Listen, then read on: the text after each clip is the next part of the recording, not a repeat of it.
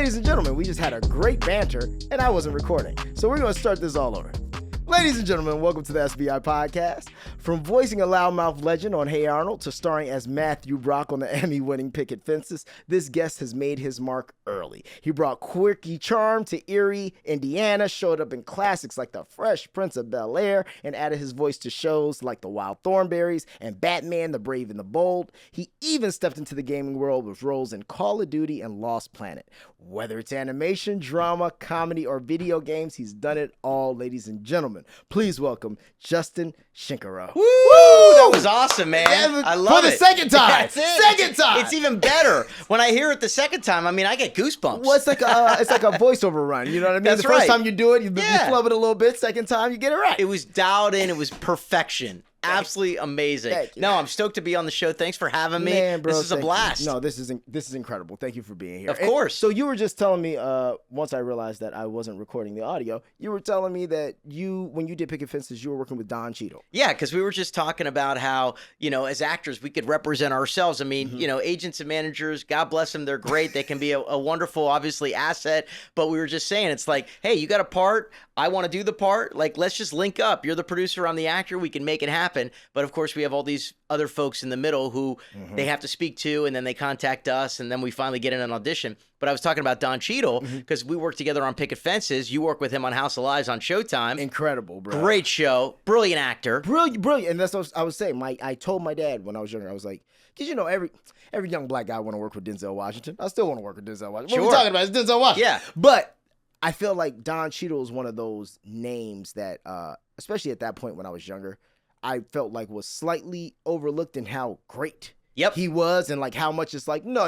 Like, this is like the same level of working with high-level thespians, So I always was like, realistically, I'm like, I can get on a set with Don Cheadle. Yeah, and you I did. know I can. And, bro, fucked around, got House of Lies, got 3 episodes. Every scene was with Don or Kristen Bell or, I'm trying to think what's my man's name. The really funny guy on that show. Ben. Oh, I know who you're talking about. Hilarious. Yeah, That's amazing. Incredible, bro. That's so cool. Tell me but bringing it back to Don in terms of specifically, we were talking about representation. So we're working on Picket Fences, and we're rapping, in between scenes, and he was talking about Devil in a Blue Dress, which he had just shot. Nice. And we were just talking, and he's like, yeah, I told my agent that I knew the director of this movie that they were casting for, and my agent calls me back and says, oh, yeah, I called over there, but they didn't think you're right for it. So he's like, all right. So a couple days later, he's at his barber shop. He's getting his hair done. And right next to him is the director of the movie, who he knows. Right. And they start rapping, and the director's like, hey, how come you haven't come in to audition for my movie? And Don's like, well, my agent said that I wasn't right for it. We never heard from your agent. Come on in next week. Come read for this part. He obviously gets the part. He's genius. In my opinion, he steals the movie from Denzel. And Denzel's a brilliant actor. But go see, if you haven't seen that movie, Devil in a Blue Dress, Don Cheadle puts... Devil in the Blue Dress. Yeah. He puts on a clinic. He puts on an acting clinic. Yes. He plays that pimp character, sidekick, and, man, he just steals scenes. And, he'd obviously already had a great career. But from my perspective, that movie really elevated him in the studio's mindset to stardom. Well, also, there you go, bro. Like, it's always that thing, right? And I know you've been there, like, because I have. It's where you're like, no, I can do this. And people are like, yeah, but we just don't see you as that. Right. It's like, well, how about this? Cut the bullshit. Yeah. Give me the audition. Exactly. Just let me do the thing. Right. If you don't want it, you don't have to pick me. Yep. But don't sit here telling me all this rigmarole and all this bullshit about, like, well, and then blah, blah, blah. No. Just get me in the room. Exactly. And then they can tell me no once I get there. Yep. Damn, that's crazy. Isn't that wild? That's a wild. It's super wild. It's always how it works, though, man. And I feel like in this industry today, especially with even how we were talking about when you came in the room, I'm like showing you how to do the podcast. Amazing. But this is also, we're in a different time. Yep. Like listen, my SAG card starts in 96. Mine is 87. My man. See, there we go. Let's go. It's so funny because when I tell people that, usually they go, damn. There's always someone who got you beat. Right. Always someone who got you beat. But even when you see that, bro, it's just like, we know that era of no. Like, that was the way to be. Being on TV, that was how you got famous, or that's how people knew you. Like, there was no other way, really. Like, you That's were right. on TV, Yeah. or you made big songs. And not only that, but we grew up in an era in entertainment where, like, you worked your way up to TV shows. Mm-hmm. You didn't come back down and do like commercials or At other all. things. No. You try to get into movies, and then once you were in movies, you didn't do TV. Now the game is totally different. Totally. Here Movie we are, stars we're on doing a Apple TV. podcast, which didn't even exist back then. But I mean, you got big stars doing commercials, doing voiceover. I mean, they're doing everything. Yeah. So as actors now, we got to be, which I'm just so in admiration of what you've built with your room, because it's very impressive and inspiring. And like, every actor should see what you're creating. It's awesome. And it's like, this is what we got to do. We got to be just putting ourselves out there constantly in every medium. Yes. In every medium, because you never know what one medium is going to turn into the other. And literally, that was one, even when we started chopping it up at the gym. Yeah. That's where we met, ladies and gentlemen. That's right. Gym. That's why you go to the gym, too. Because, listen, I always tell my friends, I say, you go to the gym, or you go, I say, if you want to find community, either go to a gym or go to a workout class. Yep. Reason being, because the people who you're going to see there, they're driven at this and they're driven at something else. That's a great point. Especially if they're consistent. Yeah. They're go-getters. Yeah. That's just the thing. Now, you see some people and then you don't see them for months. Different thing. But I see your ass in there all the time. You see me in there all the time. But I don't look as good as you do. You got to give me some tips. Bro, it's just, you are cut up. Listen, hey, that's why your sad car can start in 86. That's right. You know what I'm saying? That's right. No doubt. It's literally, bro. I started, for me, it was also just my thought process, even with this, this industry. Like, pandemic happens, even starting this podcast, doing all it was my way of going, like you said, okay, if someone's not calling me and putting me in a position, so then how am I going to create my own position? That's right. And, fortunately for us, like, we're already in a space where it's like, it's not like we're starting at square one. Yeah. You know what I mean? Absolutely. So there's really no reason not to. And I see it with so many actors who, especially like I see it with a lot of younger actors who are still trying to get it the conventional way, who haven't done as much, and where they kind of like, I don't want to do the social media thing. That's not, like, they kind of they feel like the studios and people look down on it, so then they choose to. Whereas I'm sitting here going, no. That's right. No. Ass to seats. Yeah. That's all they care about. That's it. If you can drive marketing because you got followers and you can push that content out, and you're starring in this movie or you got a part in that TV show, they're all for it. Because they got to spend millions to market. So if they can tap into your audience, that's gold. And on top of that, they're going to pay you more than the guy who's been acting for 15 years or 20 years just acting. Well, I got to say, I mean, self-reflecting, I was one of those actors that like poo-pooed it. I'm like, I don't want to be posting on Instagram. I don't want to be posting on TikTok. I don't want to be doing this podcast game. And guess what? I wasn't working. All right? Look, so I'm going to be honest. What year was that? Just, I mean, it's... I feel like 2012, yeah, like kind of that middle 2000 Yeah, realm. And then I was like, wait a second. I got to get in this game. I got to get out of my bullshit. Yep. And realize this is the way the world is now. And I'm no longer living in the past. I got to be present and think about the future. Right. I got to get in the podcast game. I got to get in the social media game. Yep. And, get out of the mindset. As an actor, we're always taught, especially where we come from, it's like, don't be boastful. Don't be arrogant. Be grateful. There's so many actors who are vying. We're lucky to be working, and which is true. They're amazingly talented actors, but at the same time, we got to have that mindset of abundance. We got to have that mindset of creation, and it's very easy to kind of have that sense of helplessness because there's so many actors in the game, and can be hard to get a job. But when you're doing a podcast, when you're posting out there, when you're getting yourself out there, you feel more empowered. Yes. Well, at least I'm showing what I can do. Right. That was the whole point of me starting. I was like, because, I also produce music. I do a lot of stuff for like sync and television and film. Awesome. So man, listen, my dad always says it's a sad rat that only has one hole to crawl in. and that's my thought process. That's a great quote. We got to hit, we got to hit everything. But even having those other pieces, it's like when I was sitting around during the pandemic and I'm looking around, I'm like, man, well, people like the music, they like whatever, but people like watching me. That's right. That's what they're used to doing. Yeah. They're used to watching me even when I'm like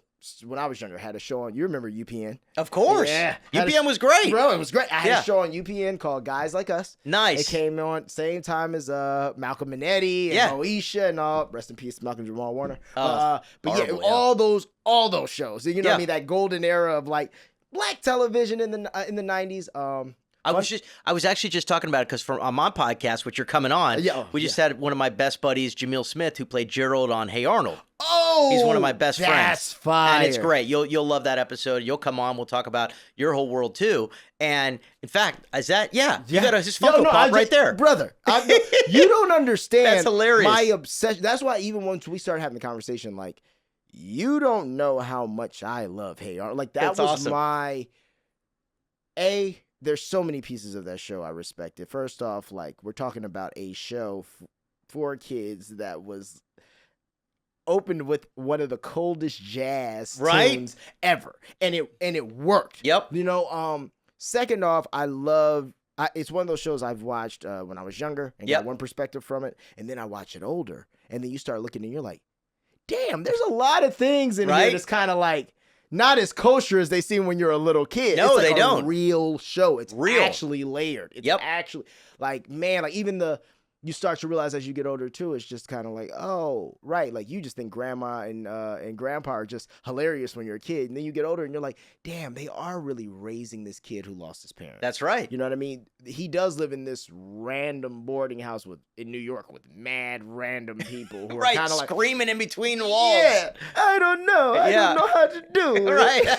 It was the best of times. It was the worst of times. Who was the guy with the motorcycle jacket? Who? And everyone, when you're young, you're like, oh, look at him, he's so cool. Then you get older and you realize you're like, nah, he's kind of a bum. Right. Like. The writing on Hey Arnold was brilliant. It was so layered. Like you said, I mean, as kids are getting it from one perspective, the hilarity, the humor, kind of that layer. But as an adult, you can watch it as well and realize, wait a sec, this is pretty deep. You know, as you said, Arnold's living with his grandparents. Where are his parents? They're raising him. You had alcoholic moms in it. You had Helga's mom. Yeah, and then Big Bob with the beepers. They don't take it there, but you also look like that's probably something else. There's a scam going on there. No doubt about it. Big Bob is scamming a lot of people. Yeah. So, I mean, Jamil, who played Gerald, I mean, he's not just a sidekick character. Him and Arnold are best friends. Yep. This show was way ahead of its time. Very deep.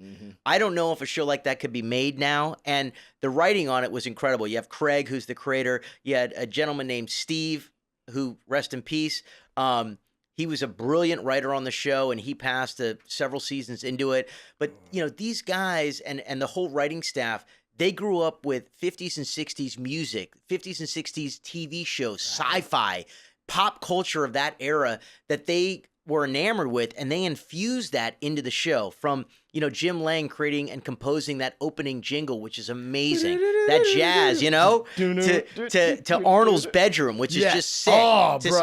Right? Like who drew that? It's brilliant. Like, who had the idea for bro? Like I every kid wanted Arnold's. Of course. Arnold's bedroom is amazing. To Stoop Kid, to my character Harold, the bully, I had a bar mitzvah.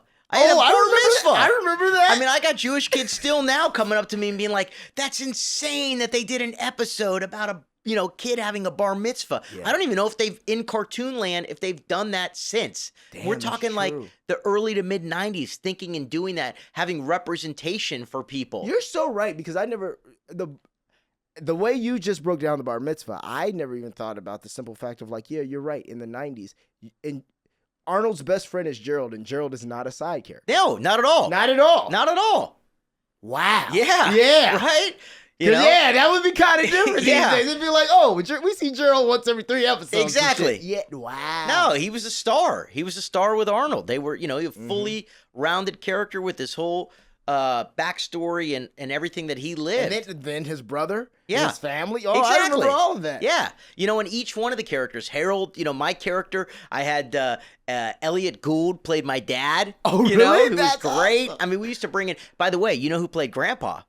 Hi, Lamicah. Hey, Stro. How you feeling? I don't know. Do you want to own some history? I always have. I have history for sale. But it's not for sale. I got an Allen Iverson signed Funko Pop. The man that changed the game of basketball and fashion all at the same time. Had his mama braiding his hair courtside. Crossed over Michael Jordan. Yes. Oh my God. What else we got? Is this a Mike Tyson signed glove? Baddest motherfucker on the planet? Iron Mike, baby. Been off Evander Holyfield's ear off? He did do that. Oh my God, so you're all this off for me. No, none of it is for you. It is for the people. It's a contest, people. We need you. If you want to get this stuff, and I think you want to get this stuff. For free? For free. Free 99. All you got to do, subscribe to the Ad Maestro Harrell page, Maestro Harrell. Okay. It supports the show. And then we also need you to drop a comment and a like on our latest video telling us what's your favorite Allen Iverson moment? What's your favorite Mike Tyson moment? What's your favorite movie? What's your favorite television show? Your favorite stuff. And all of this is brought to us by our fam at Cool Collectibles. They don't just sell signed gear now. They sell moments that you felt in your soul. Some get our free stuff. You might as well. My free stuff. I'm not giving it to him. I'll steal it. No. Arnold's grandpa, Dan Castellano, Homer Simpson. Really? Homer Simpson is Arnold's grandpa. I never knew that. Is that wild or what? Man, his range is insane. Insane. Absolutely out of control. Also, I mean, let's be real. You sound and act nothing like Harold. Like, I would have never known. Like, that's why it's crazy. Because even once we started going through it, I'm like, wait, that raspy voice, that big husky, like, that's voice acting. That's not you just coming in and doing you. No, well, what happened, fortunately, when I went into audition, I was auditioning. Craig was there, who was the creator of the show. Mm-hmm. He gave me some sides, and he gave me the character. You know, I could see kind of Harold, a robust, heavy-set bully. And I think I was like 13 or 14 when I auditioned. Oh, wow. And so I went in there. I was like, all right, I used to get bullied at school. And it was always like the bigger kids. They kind of felt older and deeper and scarier. So I was like, all right, I got to, I obviously had a higher voice back then. I'm like, all right, Harold's kind of more down here. He's the bully. So I lowered my voice a lot and just kind of made him tougher and stronger. And it worked, Hey Arnold, it's Harold. That's awesome. So it was lucky because Gerald, Jamil, and I, and Helga were the only original characters from the pilot. Everybody else had been replaced. Do you know there were 5 Arnolds? I did see that. Yeah. When I looked that up on IMDb, I was like, I'm still amazed that the matching was so good. Amazing. Because I'm watching some other shows now, and I am a huge Hey Arnold and huge King of the Hill fan. Yo. Huge. Oh, dude, you have to watch, by the way. We just released an episode on our podcast yesterday. We had the original animator of The Simpsons on, who is now an animator and director of King of the Hill. And the reboot that just came out now. Yeah. He's amazing. His name's Wes Archer. Brilliant. Oh, he worked, listen, I don't know who he is. Yeah. But you say that name, I watch King of the Hill so much. I know, clearly I know that name. Yes. You know the meme of Homer coming out of the bush? Yes. He did that. He literally was animating The Simpsons on the Tracy Ullman show before The Simpsons was on Fox. It was him and Matt Groening, who's the creator. Yo, I know. And then he went to go work on The Simpsons on Fox for 6 or 7 years, then went to go work on King of the Hill for 10 years, and is now on the reboot. Legend. Icon. Bro, that's I always think about that with especially as a voice actor. Yeah. I always think about this. Can you imagine walking into an audition in 1988 and then them being like, "Oh yeah, no, you got it. We're going to shoot this little show." You shoot it in 89. Uh-huh. And then you don't look for another job for 35, 40 years. Yeah, that's insane. That's insane. Yeah.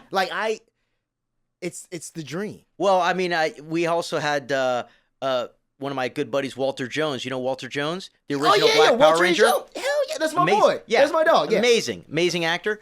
I used to do a lot of voiceover with him. He doesn't do voiceovers anymore because he goes to cons all around the world and kills it. Because he used to do a lot of looping. Yeah, exactly. That's it. That's what keeps the lights on. You got it. You already know. And so it's it's hilarious because what were we looping? We were looping. It was one. I know what it was. It was the new house party. Okay. And he has a quick little cameo in it. Yeah. And that's one of the things I love the most about the looping in the ADR community. Yeah. Whenever people you work with see you, Oh yeah. they're so hyped for you. Super Like, supportive. they're like, oh, that's Walter. Yeah, Yep. man. And they're like, yeah, he used to work with us all the time. He on them cons. and that. He's killing And it. I don't blame him. I Like, know. bro, it's that's like so cool. if I had just, who would have known, right? As you said, 89, 90, 91. If I had just said, all right, I'm going to get that sci-fi show because sci-fi is massive. Right. I'm going to spend all my attention because in 30 years from now, I'm never going to have to work a day in my life. I'm just going to go sign autographs. Then it would have been great. But unfortunately, I didn't hit one of those shows, even though Hey Arnold is like iconic. I don't know, in the con game, it's not not as enormous. It's like the cons seem to really hit those sci-fi, Star Trek, Star The Wars, things Power you can Rangers. cosplay. Yeah, and, yeah. the cosplay things. Listen, bro, The Wire. Yeah. We've been, I'm not going to lie, me and like my friends who are kind of connected to that con game, we've tried to find ways or figure Right. out if there's, because it's like people like It's the the number show, one show of all time. but in the cons, it doesn't resonate. Doesn't resonate. Yeah. It's funny. It's insane. It's like insane. those couple shows, and I have actor friends who you wouldn't recognize them. You wouldn't even remember the shows they work on, but they make mid six figures going to cons and signing autographs because some character they played in some anime or some cartoon resonates with that audience, and they crush it. Yeah. That's So true. good for them. Yeah. But And I was gonna say, no, go. I was just gonna say the one retrospect of that, and that's why I'm, part of me is like, oh, it'd be great, but the other part is like golden handcuffs with that. You know what I mean? You Yeah. start making six figures, signing autographs every weekend. You're not focused on staying in the game, staying fresh, doing what you're 100%. doing the podcast, auditioning, shooting your own projects. Also, it does, it can hit you in a place. It's like being a spokesman for a brand. Like, it's almost like if you're the new progressive guy. Right? Yeah. I don't know what's gonna happen with your career after Right. this, but you're living beautiful. You're gonna make a ton of dough, You're making a ton but of I don't know dough, if you're gonna be doing any TV or movies anymore. Right. Yeah. And listen, and if you don't give a fuck, go get that bag. That's right. But if you care, If you care, it's tough. we love being on set. We love making art. Yes. There's nothing better for me than being on set, working with other actors, directors, that creative community that we have. I mean, that's why we do it. Yeah. Because that is the expression of creativity and being in the flow and creating characters. That's why we do all of this stuff. Yeah. And even this stuff is a blast. So I am always striving to get back on set, work on another project. And that's why I do it. Bro, it's the best. It's the best feeling in the world. Yeah. Because this is what we set out to. So speaking of, how did you start so young? Was it your parents in the industry? Yeah, my Okay. parents, so they had a little bakery in Palos Verdes, which is about an hour and a half south of Okay. here. And, if your parents are in the restaurant game, then you live there as a kid because it's a 24/7 job. Yeah. Super, super hard. So I'd be in there all the time, and I had big curly hair, big fro, and customers would say to them, hey, your kid's cute, get him an agent, see if he likes to work. And I think they heard it for like 2 years. And they finally were like, well, we're like an hour and a half from LA. Let's get him an agent, put him in acting class, see if he likes it. And I immediately gravitated towards it. I loved it. And so I started auditioning at 5.5. But I didn't get my first job for a year, 6.5. My first gig was for Mattel, the commercial, and they put me in a harness, and I was flying around in the commercial. And then they had, of course, the craft service table set up with as much cookies and candy as I much wanted. better than it is nowadays. Oh, heck yeah. They've had budget. Oh, it Well, was phenomenal. Yeah. They had smoothies. They had all the good stuff. So you're telling me a 6.5-year-old kid who's flying and has unlimited candy and cookies and snacks? I was sold. You're like, this is, yes. I'm like, this is what it's all about. So that was it, man. I was on the commercial game for a while. I did a bunch of commercials, and then, kind of the guest star game, and did a bunch of guest stars, Fresh Prince, like you talked about. Man, That was great. And okay, so who was your character in Fresh Prince? So I played a kid who, it was the Christmas episode. Okay. And I come and knock on their door, on the family's door, and they open up the door, and I say, we can see your Christmas lights from the freeway. Because obviously they had it all who done. you said it to? You said it to parents or I Will? said it. I think I said it to Will. Oh, I think I said it to Will. nice. Which was cool. And then in that episode, Evander Holyfield was in the episode, who was the heavyweight champion of the world. At the time. Remember? Yeah. And I remember him being like the coolest person I'd ever seen in my life because he was in full black leather suit. He had a black leather blazer, black leather shirt, black leather pants, and black leather shoes. And I'm like, that is a cold, cold man. And he was super cool, super chill and nice. Because remember, Will Smith was the star of the show, Yeah. but he wasn't Will Smith Will Smith, now. yeah, He no, was, no, no. he was a TV star, which is great. But No, it was a blast. I did it for a week, because it was a sitcom, guest- had the live guest spot. audience, get the laugh. Now, was that your first time doing live audience? No, I had done a pilot, I think, called Families, a Dog, which was a live action show which didn't get picked up, so I did that. I did Who's the Boss, which was I really remember fun. that. And who's the boss? Was that Scott Baio? No, it was Tony. I gotta look it up. That's me. Damn, I was cute. What's the fro? And wait, and what's your production company called now? T0 Studios and Shake That Fro Productions. Shake That Fro right? Productions. You gotta have Yeah. that fro going. In fact, I just got my hair trimmed yesterday, but it was bigger than yours. I love it. So yeah, no, I did Who's the Boss, Fresh Prince, Home Improvement. Yeah, which was a blast. I did a bunch of that whole, all that fun stuff before, and then that all led up to Eerie, Indiana, which was my first series regular job in '91 on NBC. Year I was born.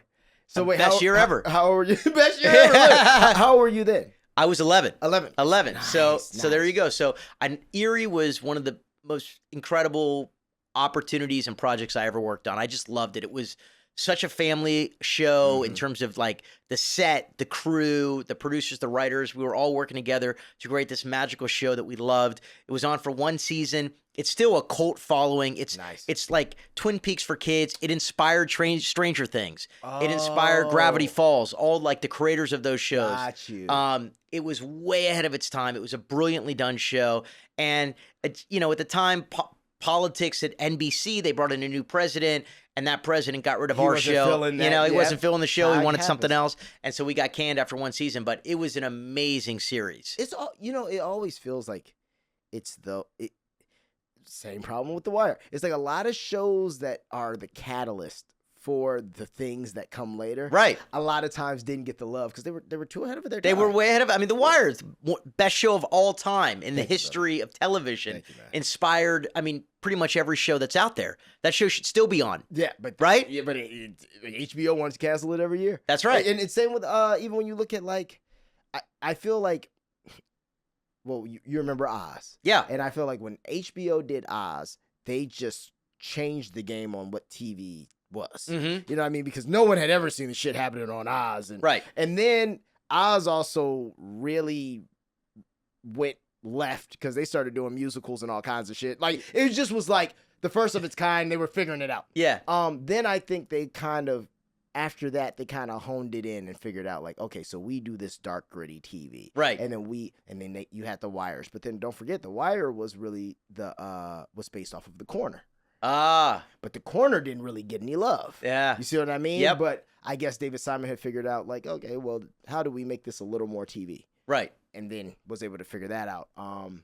And then of course you had The Sopranos. Sopranos. That- But I that mean, was- if yeah. that era, when you were doing The Wire, it was HBO and nothing else. Yes. If you Yeah. wanted to do the best television that you could possibly HBO. see, it was HBO, and then there was just network television, which was just regular boring Yeah, stuff. good stuff So for you middle were America. doing the most cutting edge, the most critically acclaimed show and of that era. Yeah. And that era was HBO and nothing. There was no Apple. There was no Netflix. Right. There was no But that's Showtime. also the problem though, because there was none of that. It was only people you either watched it on demand. Right. The people who didn't have HBO didn't have HBO. Right. There was no clips you were gonna see No anywhere. TikTok later. back then. Oh no! If there would have been those things, Right? Oh, I always think about like if the social was popping in the 90s when I was doing all my things, I'd have like 10 million followers. Absolutely. bro, we'd be up. We'd be killing it. Killing it. And you Killing know what's it. funny? The funny thing though is, you think about it, it's like had that been the case when we were doing it, we probably still would have been like, I don't really care. Right. That's Because it would true. have been like, I have been. Now it's like, man, how do I grow another 100K? That's so funny. Yeah, yeah. So Eerie, Indiana, I didn't even realize also that you were so young doing Hey Arnold. Oh yeah, no, I did Hey Arnold from 13 all the way up until about 21. Oh wow! And so I was in college. Oh, so you I had did it during one of those college. situations, And like, I was up in Palo Alto and Okay. so I would go to like a recording studio there and patch in. I even did a year abroad in college in Paris. And I would go at 1 o'clock in the morning in Paris to a studio outside, like a 40-minute train ride, and record Hey Arnold That's so badass. from like 1 a.m. to 2 a.m. in Paris. That's fire. Yeah, it was rad, bro. dude. Hey Arnold was just an incredible show. And as you know, you do a lot of voiceover too. It's like now you go in and you do voiceover. It's great. It's kind of like you, and then you get out of there. Right. Hey Arnold, we would all sit down, the whole cast, and we'd read the script top to bottom. Oh, nice. And then we'd get notes from, Craig or the directors or the writers. We'd improvise a little bit, and then we'd lay down another one. So it was like a 4-hour session where we would be there really working the script, improvising, playing off the other actors, and it brought it to life. And we were all such good friends because we were always working together. And that, I think, really helped infuse the characters and the relationships as well. Well, yeah, I mean, it's just like my first experience ever with that in voiceover was, it's weird. When I first started doing voiceover when I was younger and I was just doing like commercials and stuff, whenever I would audition, I would have someone read with me.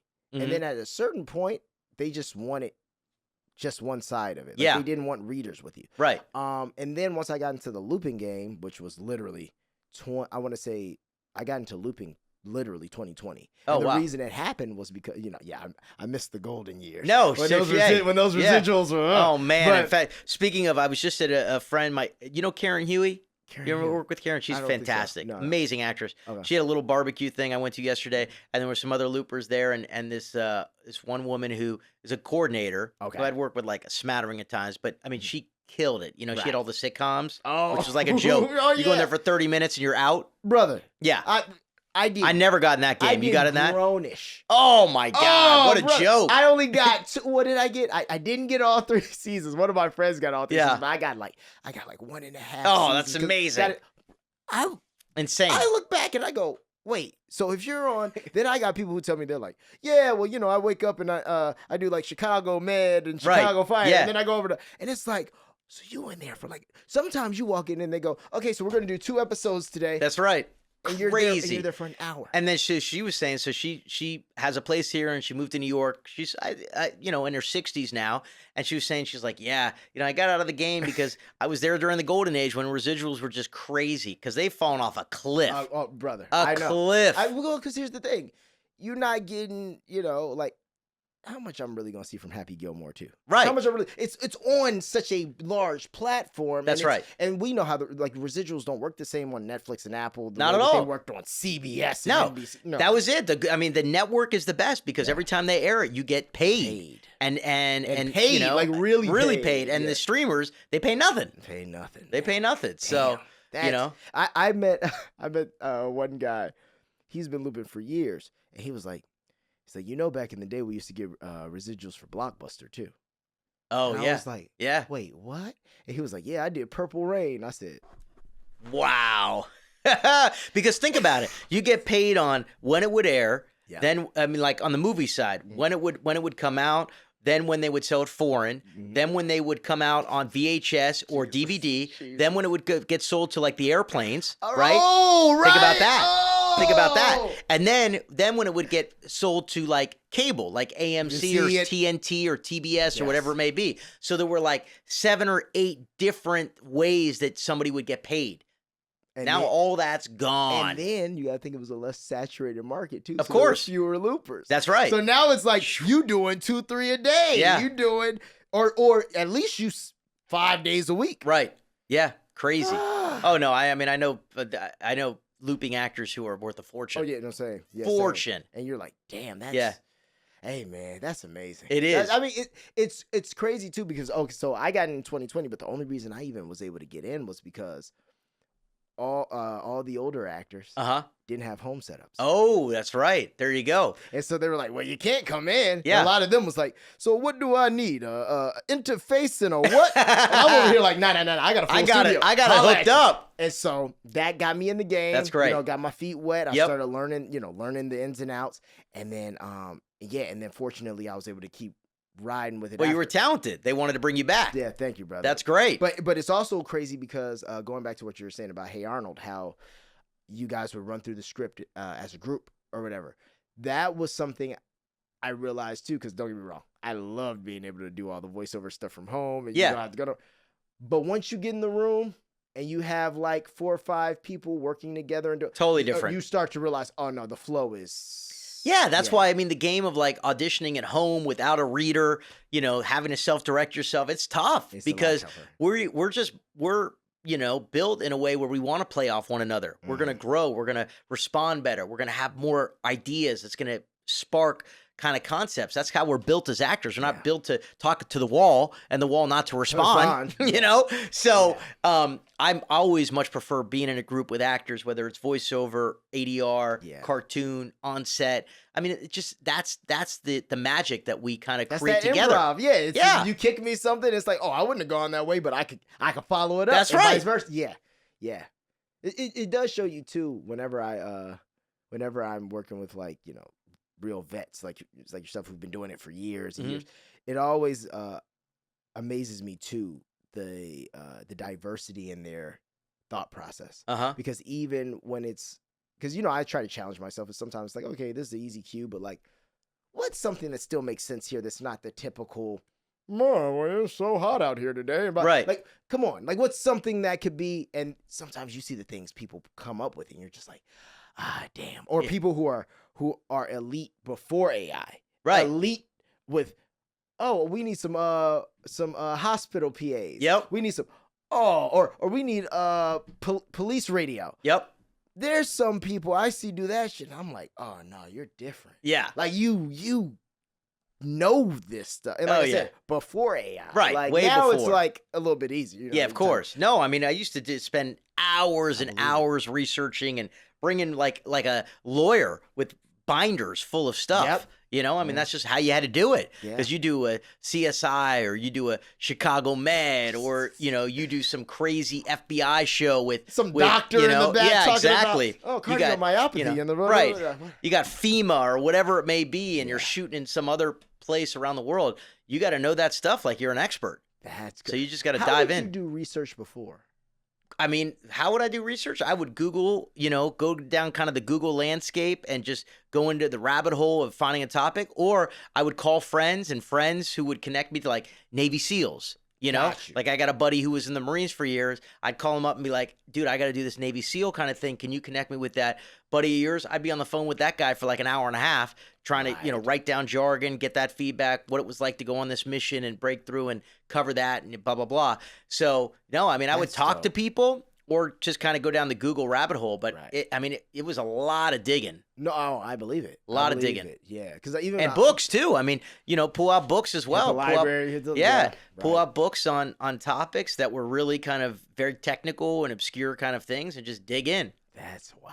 Yeah, that's so cool. Because I always think about that kind of stuff. It's like, even though I look back and go, damn, it would be nice to get paid the way back in the day. But it's also like, the people were also doing another level of work. Oh, too. Yeah. You had to put in hours. Yeah. I mean, sometimes it was like terrifying. You know, you'd have like some really obscure subject matter and you knew that when you showed up, it was going to be, they were going to be on you. So you spent 6-7 hours, you know, feeling like you had it, but still, you were still nervous. No, facts. You know what I mean? Especially when you have certain coordinators, because I'm like, absolutely. You got some who are sticklers. Oh, and yeah. It's like, oh shit, like okay, like you said, you be feeling like, oh okay, right. I'm not confident in this one. Then you have some who are just like, oh no, do your thing. Yeah, and it's like that always helps. You know, I agree. I mean, I always, you know, it's like when they allow the creativity and the improv, that's when we're gonna flow. And then some are, as you said, some can be really kind of sticklers, and it just kind of creates that nervousness, and that's never good for actors. It's just not going to let you flow and do your now thing. You're like, oh well, maybe we should. Okay, you know, I don't really like that. Let's not use the. All right, let's try it again. And then in your head, you're like, shit. That's right. Beep, beep, beep. Yeah. But I just wanted to actually go back to Hey Arnold. Of all the shows, do you have a favorite episode? Favorite episode? Yeah. Ooh. I have a few. So the first one that's coming to my mind right now is I do love the one when Arnold and Helga go to the beach. Mm-hmm. And Big Bob goes out there and Helga's mom goes out there, and then she ends up taking the dance class. Remember that? Yeah. Her and her friend. And then she's like, oh, Ricardo. It's just like, wait, this is kind of crazy. And Big Bob's at home all burnt up from the sun. And then that was the first time, too, where that they're building the sandcastles. Uh-huh. You remember? Yeah. And they Oh, are- yeah, yeah, yeah. I like that one. That's great. I really liked the Can't Beat Stoop Kid episode. Stoop Kid's brilliant. Stoop Kid's a brilliant episode. So good. The Pigeon Harold- Man? Which one? Pigeon Man? Man? Yep, I remember Pigeon Man. What was the one with the ice cream guy? Yeah. He was great. Great. He was great. Shoot. I could see the episode Yeah. now. Yeah. He And was then he's like- fantastic. I remember, and it's like Arnold's trying to help him do something. And then but he reverts right back to himself at the end. Yeah. You know what I mean? Yeah, It's yeah, just like it's such a. I love all the episodes. There's just such a play on the characters. Yeah. And they're and then the Bar Mitzvah episode. That Yeah, was it's great. Or the one where Harold gets the cat. Oh, yeah. That one. Hey, kitty. Yeah, right. Because, Harold had a real soft spot. Real soft that. spot, He was an yeah. emotional guy. And so that was fun to kind of play and find all those moments. Or what about my big, fat, ugly clown? No. Harold. It was nice though because all of these characters they all had their heart. Yeah, they It did. was even like, you look at Helga and she's mean, she's tough, she's everything, but like she just doesn't know how to connect with people. Right. But also then you see how her father talks to her mother and it's like, oh, well maybe you wouldn't understand how, huh? Yeah. Then you also see how she hates her sister, but she hates her sister because her sister's more loved. Yeah. Like it's like, oh, so you don't know how to show love because you're not showing love. Phoebe, she bosses her around, does the whole thing. Phoebe's a little meek, but Phoebe's really smart. Yep. What was the other? Rhonda. Rhonda. Yeah. The rich girl. Right. But also, what was her family like? There was something like her parents were never around. That's right. Yeah. Exactly. Yeah. That's right. And then I think about wait, what's my man? Eugene. Oh, Eugene was great. Oh, everything will be great, Arnold. Yeah. We'll just sit up here and we'll just wait. Okay, Eugene. Yeah. Oh man, it's okay. They'll come get us any moment now. Right. It's like, bruh, you are delusional. Yeah, man. And then what was even all the people in the boarding house? You got grandma. She's realistically dealing with dementia. That's right. You know what I mean? You Yeah. got grandpa who might be on that scope, but he's still Grandpa's on one for sure. he's on one. But I don't know if it's dementia or if he's just you know Right. what I mean? He's a wild card. Yep. Then you have who's the Asian guy who lived in Mr. Oh yeah, he was He's fantastic. fantastic. Fantastic. And then you have what was the guy who talks like Oh, me? yeah. Yeah, and him and his wife. Right. Oh, she enabled this motherfucker so much. And then when he learns to read. Unreal. Oh, kitty. Oh, do you want to pet the kitty? Yeah. And then he That's reads the awesome. one book. Who's the demolition man? He comes in, he's like, yeah, read this. It was the best of times. It was the worst of times. You can't read. So good. So good. So good. I man. know. It's amazing to be a part. So, you know what? I actually have some fun games. All right, let's do it. Since we're already in the Hey Arnold bag. Let's do it. Okay. Harold's best friend, Stinky or Sid? Who do you Ooh. think's got Harold's back? That's tough. That's interesting. They both were homies. Mm. I gotta go Stinky. Stinky. I gotta go just because I like his name better. Stinky says something in Hey Arnold that I remembered for the rest of my life. Uh-huh. He goes, what did he say? If you try one time and you can't do it, well, you just got to try again. Right. And if you try another time and you can't do it, well, you just spent a lot of time doing something you just can't do. And I was like, damn, that's Facts right there. low-key facts, Stinky. Yeah. That's I always rocked with Stinky. And I always rocked with Sid. I felt like Sid was the kid, though, who I felt like he was another kid who just like, he was a street kid. Yeah, for Like, sure. Latchkey kid. You could tell, like, Definitely. parents ain't really home. No. Yeah. Very, very actually similar to my character Simon on Eerie, Indiana. Latchkey kid I played.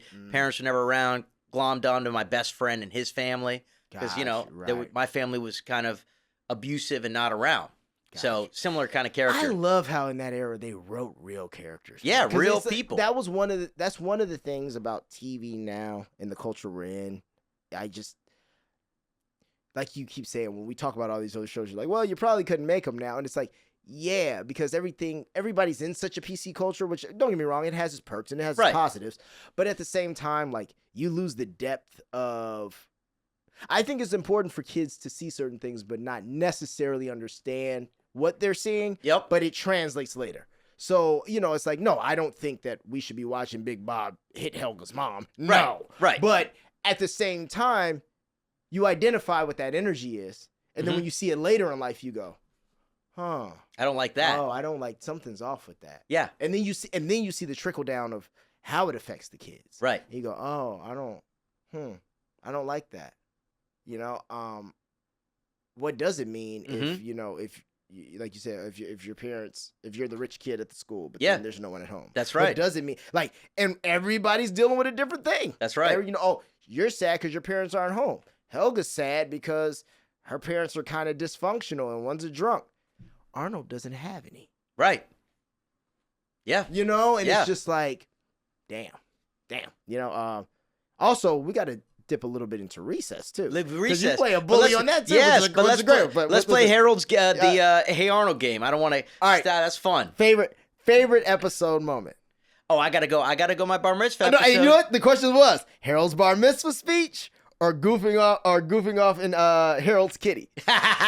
They're both so darn good, but I gotta go Harold's bar mitzvah. My bar mitzvah speech. Real quick, funny side story on that. So the creator came to me and he said, "I want to do a bar mitzvah episode for Harold." And I'm, he wasn't Jewish. So he's like, can you, and I recently had a bar mitzvah. And he's like, can you write some of the prayers that you would do when you're reading from the Torah? And I was like, okay, but I'm not that religious. So I had to contact a buddy of mine who's super Orthodox. Oh, okay. So I went to him and I said, hey, Danny, who's still one of my close friends. I said, Danny, can you give me some of the prayers? So he writes down all the prayers for a bunch of different prayers. And I give them to the creator. I'm there, I'm reading it. We do this thing. The episode comes out. I get a call immediately from my buddy Danny. He's screaming at me. Dude, you were reading the prayer for the wine while you were up there. You're supposed to be reading the Torah prayer. That's the wrong prayer. I'm like, are you serious? You're like, how many people are gonna notice? Right. Everyone who's Jewish. Right. Oh my gosh, it was hysterical. Funny. I know. That's funny. Yeah, they probably wild. were listening to it and they were like, it sounds good. Sounds good. Sounds good. Sounds good. That's hilarious. I know. Where's the chaos? Arnold's boarding house or PS 118? Ooh, man, these are tough questions. These are tough questions. I gotta say, I'm gonna go PS. I'm gonna go our school just because I was there. I wasn't in the scenes in the boarding house. Right. Good point. Good point. Right? Man. The classroom scenes were wild. I believe it. I also, who played the teacher? Oh, he was great. He was great. Principal Simmons. Oh no, Principal Simmons, and then was it who? He wore the green sweater. That's right. Oh, so wait. Oh, so then who's the other guy?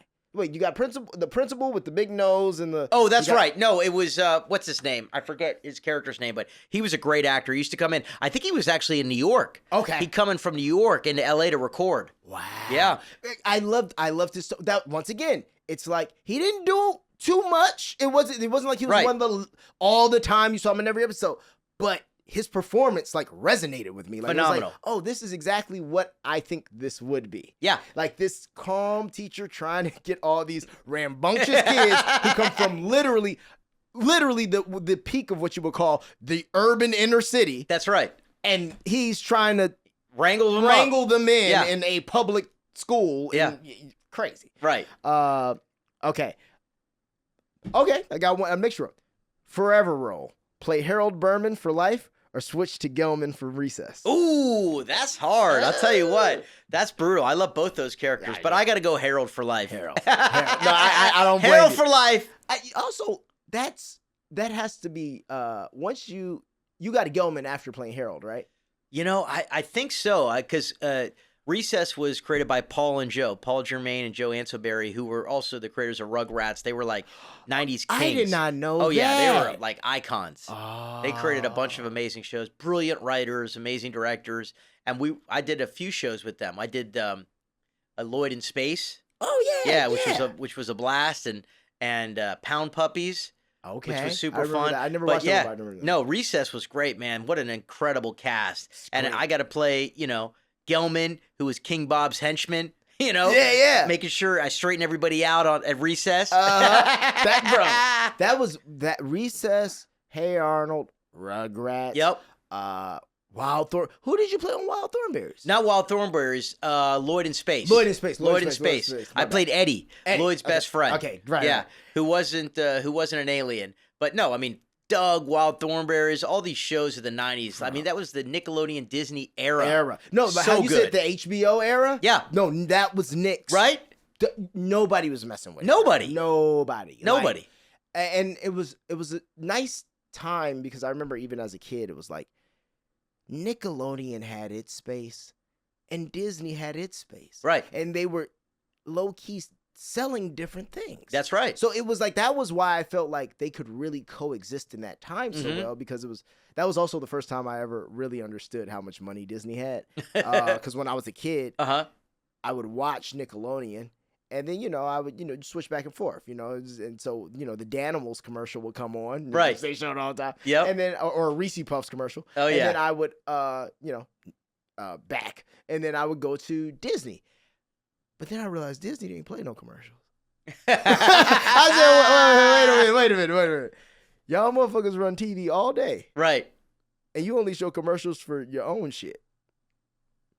Oh, That's some serious dough. Serious Yeah, dough, bro. massive. Like we're not getting You're either running music videos, Right. from Hillary Duff, Yeah. or you running what else would they show? Let's watch a Disney Channel movie. What do you wanna watch? They show ads for those. You'd get. But it was like, damn. And then ads for whatever was going. This week on That's So Raven, it's like, yo, you're filling 24 hours a day with your own content. Different. Right. But I thought it was cool because Disney wasn't trying to make. They weren't in competition with each Rugrats other. And Hey Arnold. They had their own vibes. Had their own vibe. Yeah. And then I think once the cartoons, once everybody tried to go live action. Yeah. Then that's when you started to have that like weird where it was like people were fighting for space. Exactly. You know what I mean? Yeah. Because it's tough, but man, what an era, man. It was the what best. an era. The Like, best.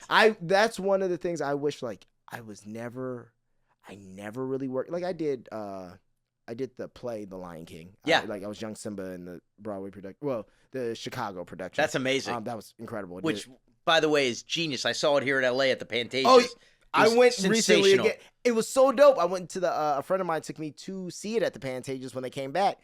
And it was dope because like 4 or 5 people who I did it with when I was 12, 13 years old in Chicago, they're still in the show. That's amazing. And yeah, so it's so dope. And they've all moved up. Like one is now like she was an understudy and now she's Rafiki. Yeah. And like it's incredible. And then just a full circle moment. So I did that when I was 12, 13 years old, bro. Wow. Lion King was always obviously a huge part of my life. Oh, yeah. I'm a 90s kid. Yeah. So obviously one of my favorite movies, all that. I started, was I even looping yet? Yeah, I had just started the looping, I want to say, earlier in 2020. And then I get an audition for some random, you know how it goes. They'll send you some lines that don't Right. really mean shit. Of course. And I was like, all right, it's the pandemic. I'm in the house. Ain't nothing going on. I do the audition. They're like, this is great. So it's for this new Disney project. It's a really big project. We can't tell you, but we're going to bring you in. But it ends up being Mufasa. That's wild. And I ended up doing the scratch vocals, myself, 3 other actors, with Barry Jenkins on Zoom Wow. Bro, That's couldn't insane. have planned it. You know what I mean? And then guess what's even better? Huh. Pandemic took longer to make the movie. So yeah, baby. for the next 3 years, Cha-ching. No way. and mind you, it That's wasn't phenomenal. every day. Sure. But it was like, sometimes you get those calls and you go, damn, I'm glad that call came. That's right, of it course. was one of those. It was like, Okay, well, oh, hey, Barry's gonna need you, blah, blah. Are you free on the... Yes. Yeah. Are you blah, blah? Because ain't shit else going on. Oh, yeah, nothing. And man, it was so good. Then they even, I got to read with everybody from Thandie Newton to Aaron Pierre. Wow. To Mads Mikkelsen. Like, got to work with everybody, got to see the whole experience, and then got a line. That's freaking awesome, dude. So happy just for, those full circle moments. Of course. Plus, to keep that work going, especially during the pandemic, is huge. That was huge. Yeah. Bro, huge. Okay, let's see. Ooh, this is actually going. All right. Mr. Hunn's Brown. There's his name. That's Mr. his name. Hunn's Brownies. Yep. Or Gerald's Peanut Butter Sandwiches. I got to go Gerald's peanut butter sandwiches because that's my boy right there. That's your boy. That's Jamil. Let's see. Hey Arnold movie memory. Harold's jungle rescue scene or his epic freak out moments? Which ones were more fun? I got epic freak out moments. Yeah. Of course. That's more to play. More to play. and they let you run wild on that stuff. Oh, yeah. I would improvise a ton. That's great. I improvised a ton of lines. I mean, of course, they had amazing lines there that we would read, and then they would just let us riff. And then I would watch an episode or watch the movie and be like, okay, they used a little bit of my improv, which I loved. That's always fun. Because obviously, the more you get to play a character, the more you're going to hone into him, and the more you're going to get into his body and just think like him. Second nature. Yeah. Yeah. Let's see. Other voice gigs. Rhino from Spidey and his Amazing Friends, or Michael Grunwald from Life with Louie. Oh, Grunwald was great, but I got to go Rhino. You got to go Rhino? Hey, Spidey, it's Rhino. I'm going to steal all your gold. That's awesome. Yeah. That's so cool too. You get to play you get to do some really fun voices. Super fun. Yeah, that's super fun. Toughest rival. Helga Sass or Wolfgang's bullying? Oof. I gotta go Helga. Yeah. No doubt. Helga, she put a whooping on anybody. What was the actress, or was she also one of the originals? Or yes. Franny, who played Helga, is fantastic. So Franny, Jamil, and myself were the only OG three. People from the pilot all the way through the season. And that makes sense because, man, Helga was consistent all the way through it. And that's one of those. I don't know if that comes out the same way. No, I don't know. Because there's certain voices, man. They just that's what I was getting at even with the King of the Hill. Love the reboot. They did an incredible job. Mike Judge did his thing. But so many people died. Yeah. So Wes Archer. Was it Wes Archer? No, he's the animator. He's the animator. Yeah. What's my man's name who played Dale? I was a huge Dale fan. Huge fan. He passed and they brought in a new one. Yeah, they brought in. It's not the same. It's just Dale was such a hard voice to do. It's so unique. You can't. It's hard to replicate. Yeah. And so once when you hear the new guy, it's just not. It's not quite the same. But here's what I read. Apparently, back to what we were talking about earlier, the PC. They apparently switched out once he passed. They switched the guy who used to do Khan. Because he was a white guy. Okay. So he I guess was able to do Dale's voice. It's once again respect because he's doing a great job. Of course. But it's just you can feel it. It's just like some of the beats, and once again, I think Dale is one of the hardest voices in that show to pull off. Yeah, it's like if you get somebody else to try to do Boomhauer. It's like no, Mike Judge has to do that. That's right. I mean? Or like even Hank, like it's just different. And then the weird thing is whoever they got to play Khan now, he's completely Americanized. And I'm like, bruh, that's the joke of exactly. Khan. Khan's like, no, Hank Hill, there's no way. It's like, wait, what are we doing? It's like, no, come on, yeah, I get it, but it's like, come on. And then also the guy, I was just reading about the guy who played John Redcorn. He passed, or he got actually murdered, which is crazy. But yeah, it's just it just sucks because you know what I mean? Trying to bring these things back. Of course. Certain voices is just like, there's a magic in them. Yeah. And there's no, I mean. Well, I had to go back. By the way, I just want to double check we're still recording because I'm looking at that thing. Oh, yeah, no. Excellent. Okay, good. Hey, you know what? Matter of fact, check that real quick, too. Yeah. Just look at that guy and make sure that's still recording. We're good, right? Yep. Cool. All good. It's on. It's beauty. So when I was doing when we did a few movies recently, well, not recently. Now it's time flies. But back in Right. 2017, we did 2 movies Okay. that were made for TV, and obviously it had been 10 years since we'd done the show. Right. So we all had to go in and re-audition. And let me tell you, man, that was stressful. I know. That was stressful. So I was listening to my Harold. I was watching Nickelodeon. I was watching YouTube to, play all my little clips. And I was Right. just hearing my character and my voice. And I went in there. Unfortunately, I was able to get it because I had lowered my voice a lot. So Harold is still kind of within my range. And I always said, like, nobody else can do Harold. I can do Right. Harold. I put so much finesse and interesting stuff.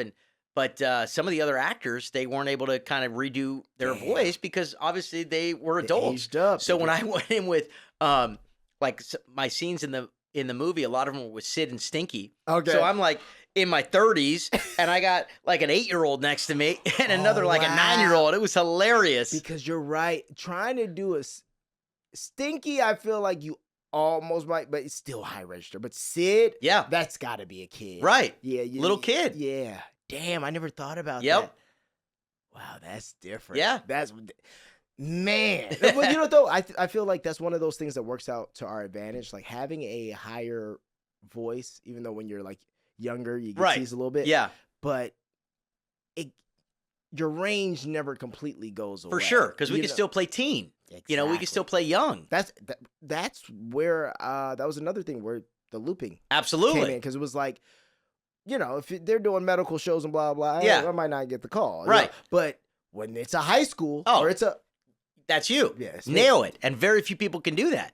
Facts. But then sometimes you get in there and then you look. I see the other people and I hear some of the things they can do and I go, oh, I get it. I get it. I fucking know. Man, okay, a few more. Yeah. Cartoon crossover. Team up with Spider-Man from Into the Spider-Verse or Mitchells from the Mitchell versus the Machines. Oh, both great projects I worked on. I got to go Spider-Man. Spider-Man. Spider-Man, Spidey into the Spideyverse, brilliant movie, so good. And Spider-Man is one of my favorite superheroes. Same. Yeah. Growing up, it was Spider-Man and Batman. Yeah, It was also because I like, even though he swings from a web around the world, I like more grounded. I like things that are more grounded. I do too. Yeah. I do too. I like more real. I like more real. Yeah. Yeah. So it's like like a lot of my friends make fun of me because I'm not really the Marvel guy. I'm Yeah. not really I don't. But that's because once things get a little too fanciful, Yeah, as a consumer, right. I'm kind of like, like my favorite movies are like No Country for Old Men. Oh, There Will Be brilliant. Blood. Yeah, I- terrifying. I like dark, But real. yeah, Fight Club. It could happen. Yes. You know? Yeah, when you get into that kind of stuff, it's like more of I like my superheroes grounded. Like I love the story of Spider-Man. Once again, even the fact of like the messages in it. I mean, like it's grown cliche now, but it's like with great power comes great responsibility. Right. Seeing how he, him being an asshole and being outside of his character, kind of gets his uncle. Yep. It's all these different facets, and he doesn't come from some great home background. Right. He also where are his parents? Yeah. Like I like that. Yeah. More so than just like I'm gonna save the world. Right. It's a little- Superhero, yeah, Batman, parents dead. He's raised by his Yeah. butler. And like, Amazing. Yes, different. Okay, and acting challenge: make fans cry with a hero moment, or crack them up with a hilarious one. Oh, that's good. That's a tough question.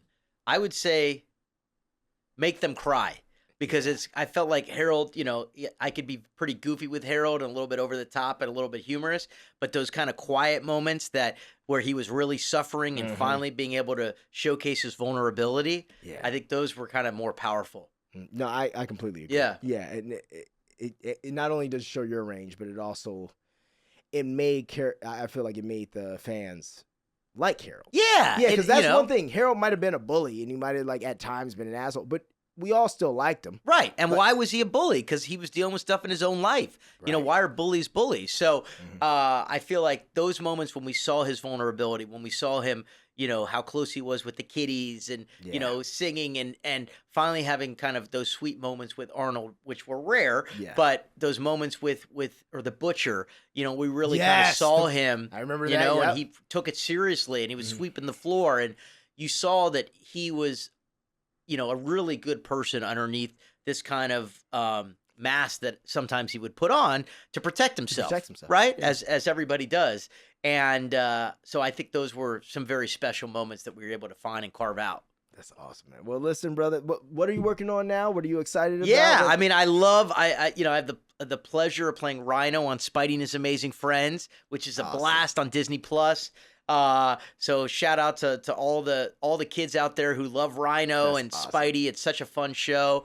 And then I have Bronx Buds, which I do with the Yankees Entertainment Sports Network. Yes. Which is a blast. That's sick. So, and I remember you were very like I created the show. You created the show. I created the show with my partner. So we create the show. So we write and direct those episodes, which is amazing. We have incredible kid actors in New York who voice the characters who are sensational. So that's on season 2. You can watch that on the Yes Network in New York, New Jersey, and Connecticut, and download it. It's on the Gotham Sports app, so you can watch that around the globe.